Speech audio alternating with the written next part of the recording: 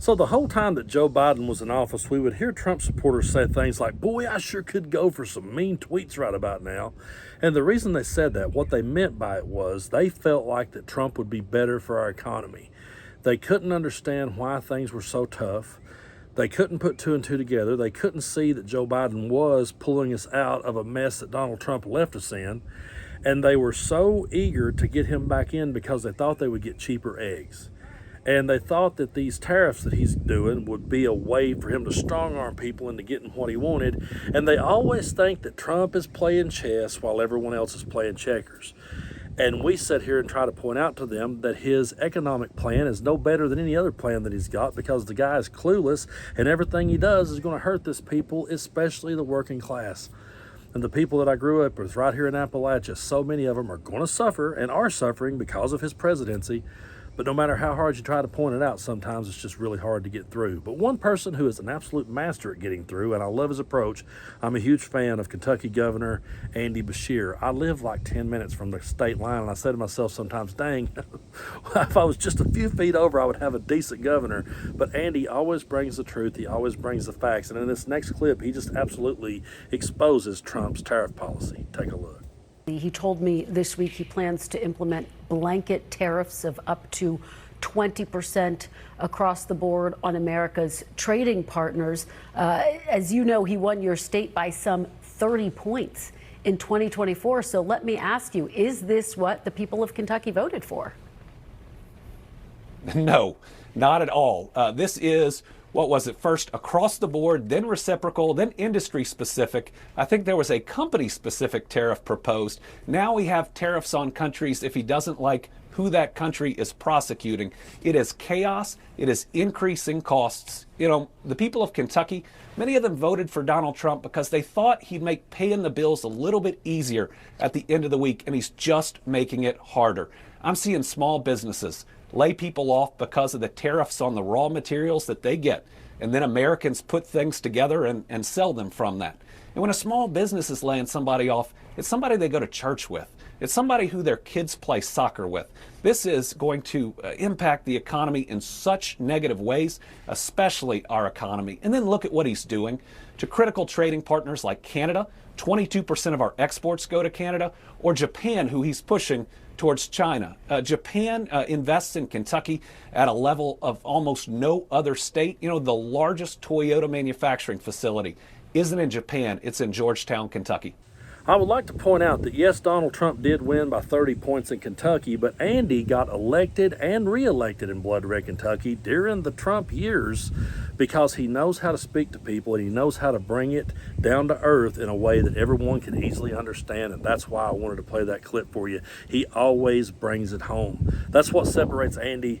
I almost said Griffith, but he does kind of remind me of Andy Griffith in the sense that he brings things down to a level, and that's what separates him from everyone else. He brings it down to where people can understand it. When he says, hey, when a small business lays people off, that's people they go to church with. That's people who their kids play soccer together. That's people who break bread together all the time. It's really going to hurt and affect people in our part of the world.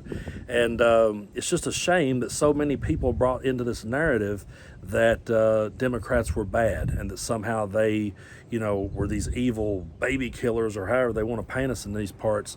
They believe those things because they're taught that in church. They're taught it from the time they're growing up, and they'll believe it and continue to repeat it.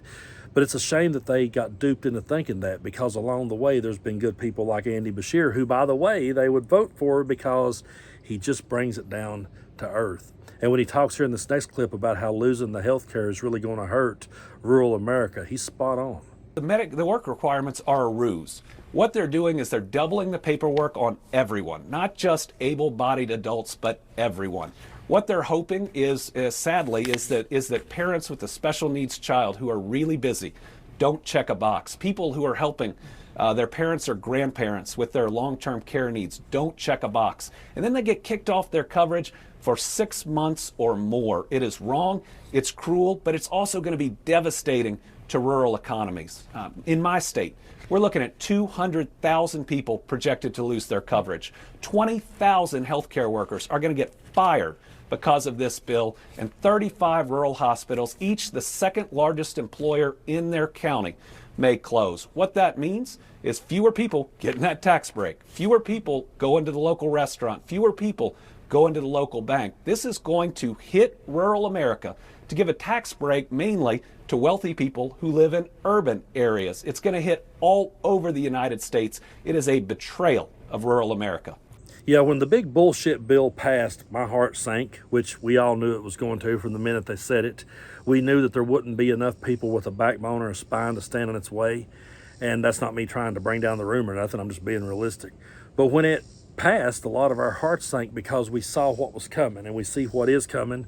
And we realize just how devastating it's going to be. And especially in places like Kentucky, especially in places like Tennessee, it's going to hurt a whole lot of people. It's going to hurt a whole lot of people that we know. And, you know, we can always point to the moments of like, well, this is the fuck around and find out phase. But to tell you the truth, folks, I never wanted other people to have to find out the hard way. I never wanted to see people suffer. Even the people who I disagree with politically and who I honestly think are morons, if I'm being honest with you, I still didn't want to see them suffer, and I didn't want to see their families suffer, and I didn't want to see all of the innocent people that would get caught in the crosshair of all of this suffer. And they did it under this idea that Trump would make their lives better, that he would be better for the economy. And they bought into all the lies and the BS, and they bought into all the grifts. And they got on this bandwagon of owning the libs. And at the end of the day, the only ones that ever got owned was them, hook, line, and sinker by a grifter who went out of his way to sell every piece of crappy merch he could to him and make every promise that he was never going to fulfill. And I just, for the life of me, have never understood how people from Kentucky that I grew up with, because I did grow up in that state, and I've always just sat back and scratched my head like, how did that guy, how was he the one that you thought would, how was he the one you thought was going to rescue us? Him, of all people? A guy who has never walked in our shoes? Why would you walk behind him? Why would you walk behind a man who's never walked a mile in your shoes? Who's never faced what you've faced? None of these things, by the way, that Donald Trump is implementing, none of these things are ever going to affect him. He's sitting back smelling like a rose. And people are cheering it on. Some people are starting to finally come around over this Epstein thing, and I hope maybe more people will. But when they realize they've been grifted and conned on that, I would really like to see them stop and pause and understand how they were grifted and conned on the economy. And understand that anytime Republicans have been in power in our part of the world, we suffered for it. We always have. And the idea that they're the solution. No, all they are is something to spark your rage. All they are is something to get you mad. All they are is someone to point the blame over to someone else. And what I would remind people in Kentucky is this. You can get mad all day long when I criticize Donald Trump. But you still held your nose and voted for Andy Beshear. Why did you do that? Why did you do that? You did it because he spoke in a down-to-earth way, and because deep down you knew he was a good dude. Deep down you really knew that he was a good person.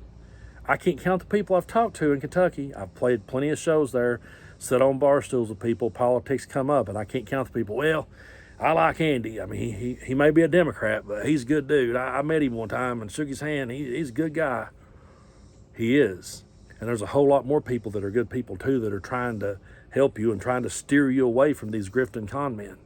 They're not out to get you. Stop listening to the guy who's telling you they are, because all he's doing is lining his own pocket.